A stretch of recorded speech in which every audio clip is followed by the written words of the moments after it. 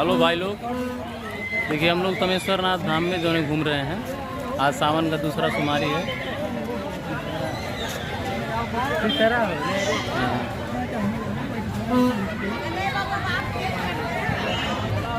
और आज भगवान गणेश जी स्वयं दर्शन देने के लिए आए हुए हैं।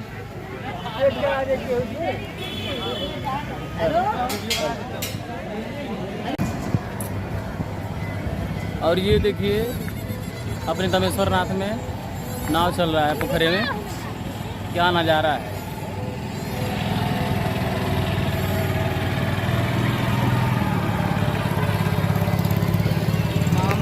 तो टैलेंट जरूरी है।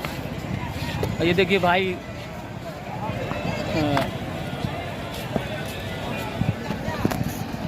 पोखरे में नहा रहे हैं। भाई पानी ठंडा बा नहीं यार गरम। और देखिए यहाँ पे श्रद्धालुओं की लाइन लगी हुई है। हम सब जल चढ़ा चुके हैं।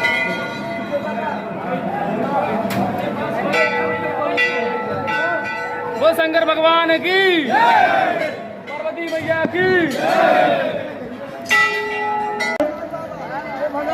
ऐसी कोई गड़बड़ी ना करो जिससे भोले हमारी